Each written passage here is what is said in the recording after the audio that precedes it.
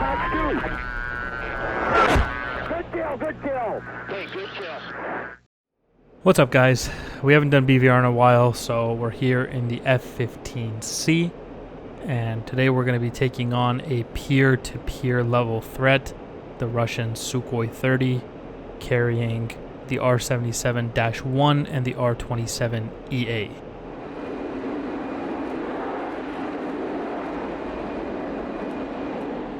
Now, for anybody who's unaware, the R77-1 is the upgraded variant of the Russian R77 Adder missile, I believe is its designation.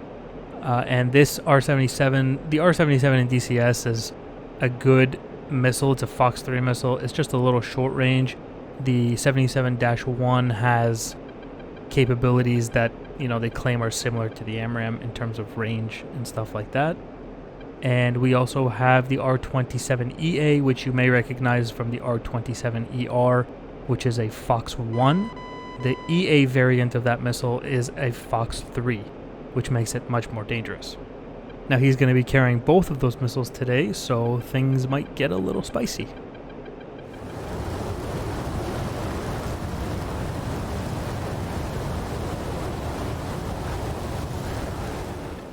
So one of the major issues that I'm going to deal with is the fact that I don't know the MAR for the missiles that he's going to be firing at me. I do have him on radar here. And because I don't know the MAR, I don't know when to defend or, you know, how aggressively to defend. That's already a missile in the air.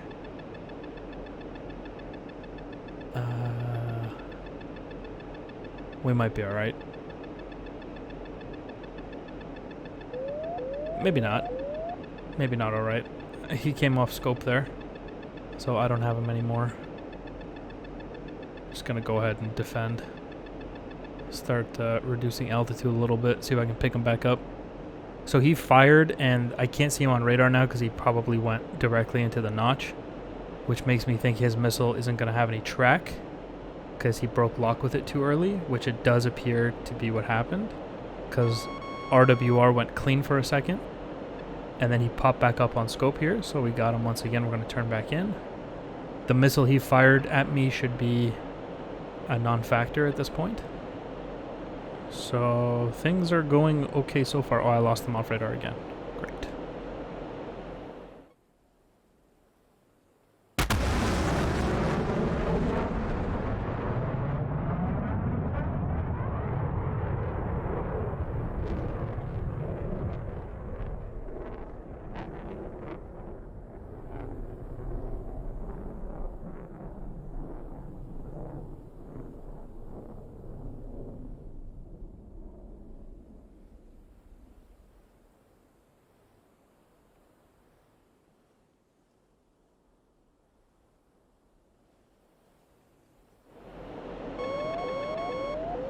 Okay, there's another missile in the air.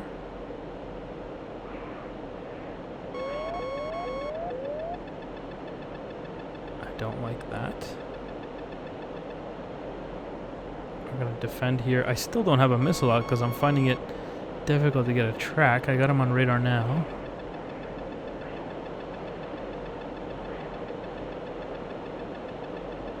He has a track.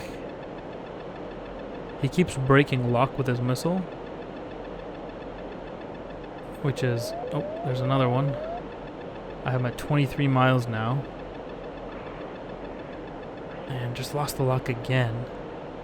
This is getting annoying. You know, as we get closer and closer, you see me reducing altitude. I know I'm 23 miles away from him.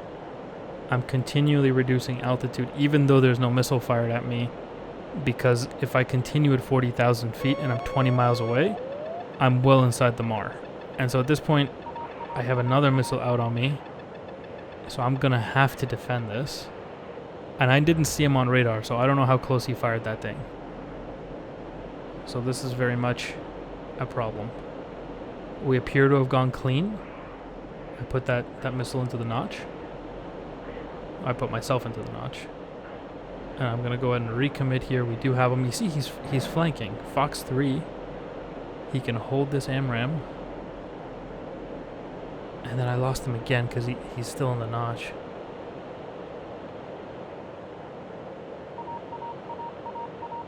And if he turns around and fires a missile at me, it's going to be a serious problem. Because like I said, I don't know the MAR. I'm just going to pretend it's 10, like the AMRAM. I feel like that's not smart. Should I treat it like an AMRAM? I did that once before. It didn't end well for me. Oh, we got a missile in the air. Fox 3, and we're breaking.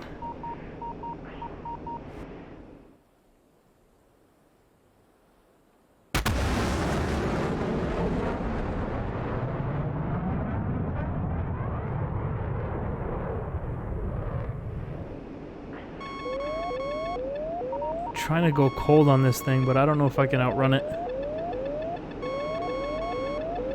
Oh boy. This is not my idea of a BVR fight that's going well.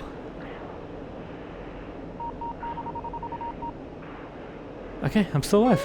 Nope. Missile's still tracking. It's okay, we're good.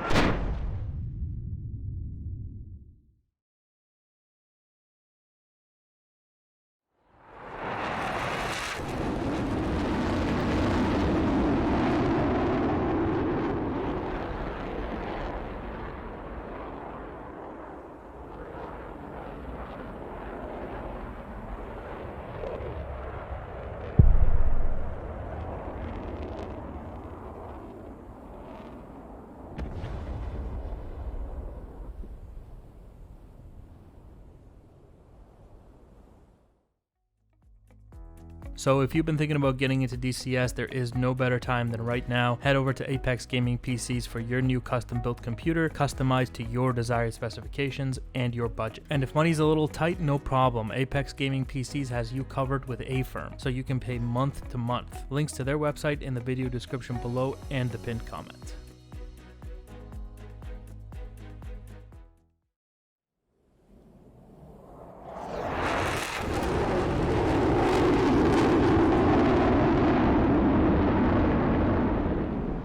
So we've talked about this in the past, but I hope that last round really put into perspective why countries aren't going to come on the internet and just drop the specifications of their missiles, even for like bragging rights, you know, because then automatically everybody knows the capabilities of that missile. They know the MARs, you know, they can develop timelines for how to defeat aircraft carrying that weapon system, AMRAAM, Meteor, whatever it is, right? So that's the reason why those numbers you're going to find on Wikipedia and that kind of stuff are just not accurate.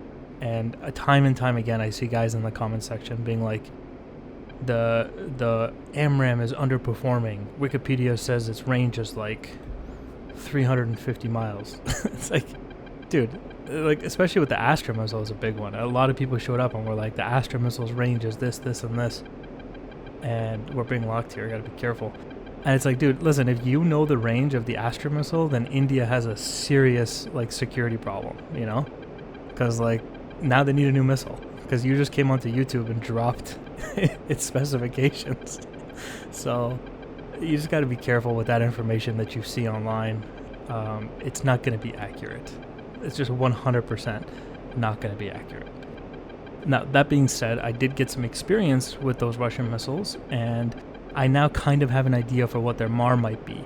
The AMRAAM's about 10, and I'm going to guess those missiles are probably around 12. Fox 3, and he fired on me as well. But if I can just treat it like an AMRAAM plus 20%, I should be good.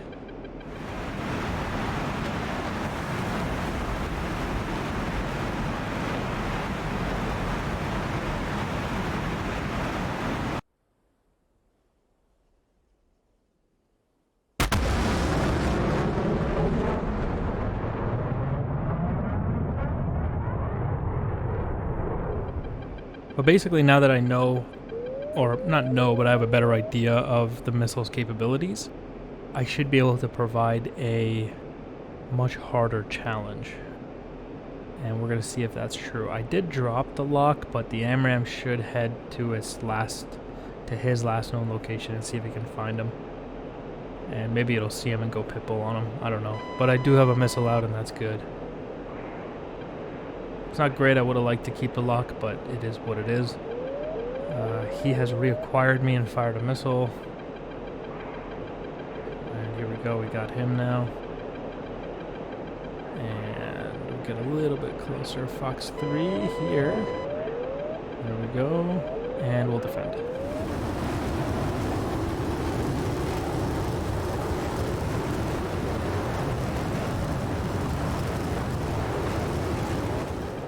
Okay, so we're going to go ahead and drag that missile down at a slight crank. You can see I'm continuing to keep him locked,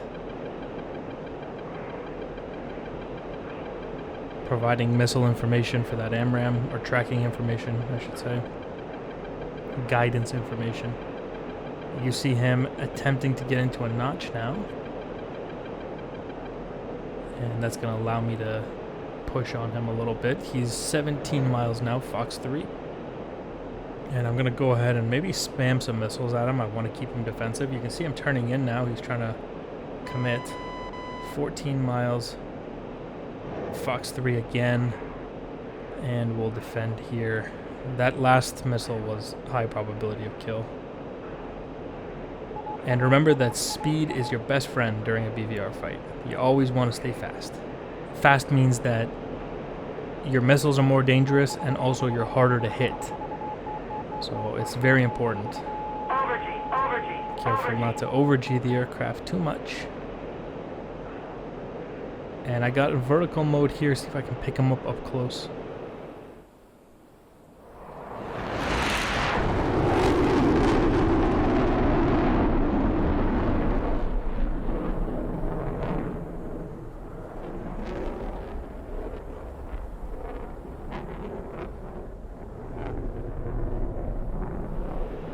Okay, I basically know what's going on here now. I'm just going to constantly fire missiles at him, make him defend until I can kill him. Unfortunately for him, I have him pretty defensive at this point, Fox 3. And that is inside of 10 miles. That AMRAM isn't going to need any more help to find the target. And somewhere over there, we should be seeing a splash. There he is, and splash. Got him. Alright, there we go. Splash 1, Sukhoi 30. It's a nice thing. If you can catch him, you know, defensive, you just keep pushing, keep pushing, keep pushing. Keep him defensive, keep him defending missiles until you know, you can get close enough to kill him without him being able to shoot back at you. And there we go. Impact into the ground. Confirmed kill.